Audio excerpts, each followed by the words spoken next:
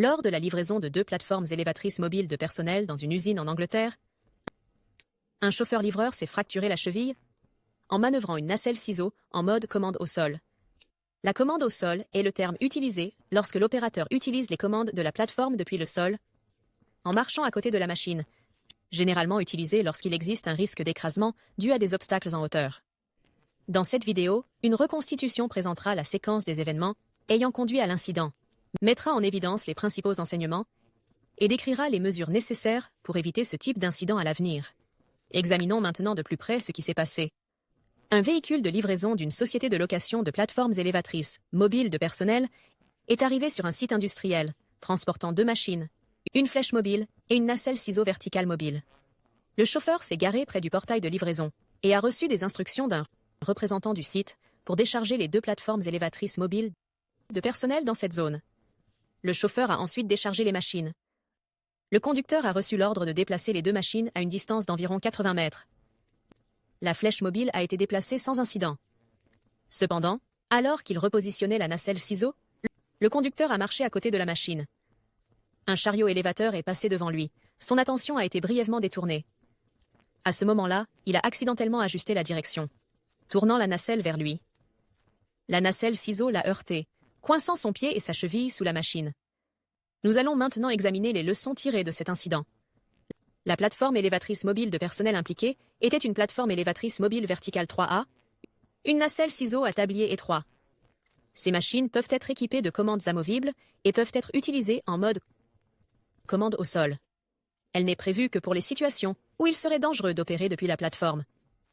Par exemple, en cas de risque d'écrasement, dû à des plafonds bas ou à des poutres en acier, ou en cas de sol irrégulier entraînant un risque de renversement. Dans ce cas, les conditions au sol étaient bonnes, et il n'y avait pas d'obstacle au-dessus de la tête. La nacelle ciseau aurait dû être utilisée depuis la plateforme.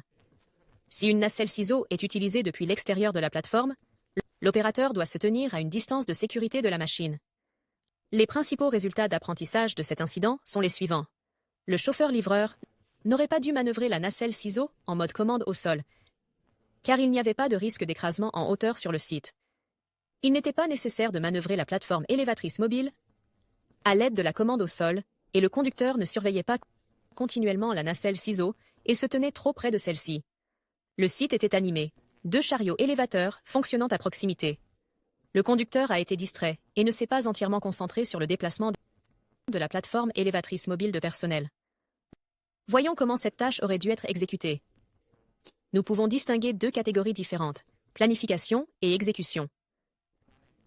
Une zone prédéterminée pour la livraison et le déchargement des plateformes élévatrices mobiles de personnel était présente, mais le chauffeur a été prié de se rendre ailleurs. Il aurait dû parcourir l'itinéraire à pied et déterminer la meilleure façon de déplacer les machines, à savoir en se tenant sur la plateforme. Si le conducteur avait eu des préoccupations en matière de sécurité, il aurait dû interrompre son travail et signaler la situation à son supérieur.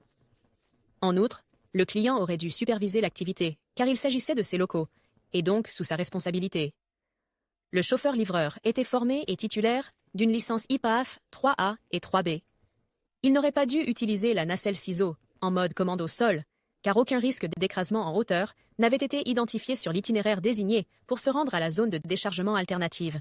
Il aurait dû suivre les procédures de l'entreprise, et soit conduire la nacelle ciseau à partir de la position de commande de la plateforme, soit recharger les 2 plateformes élévatrices mobiles de personnel sur le véhicule de livraison, et se rendre à la bonne zone de déchargement. Une évaluation dynamique des risques aurait dû être réalisée. Le conducteur aurait dû identifier que des équipements fonctionnaient dans la zone de déchargement, et cela aurait dû être signalé au propriétaire du site. Cet incident aurait pu être évité grâce à une planification adéquate et au respect des bonnes pratiques et des procédures de l'entreprise. Pour plus d'informations sur l'utilisation en toute sécurité des plateformes élévatrices mobiles de personnel lors de l'utilisation du mode commande au sol, veuillez consulter la bibliothèque de ressources en ligne de l'IPAF.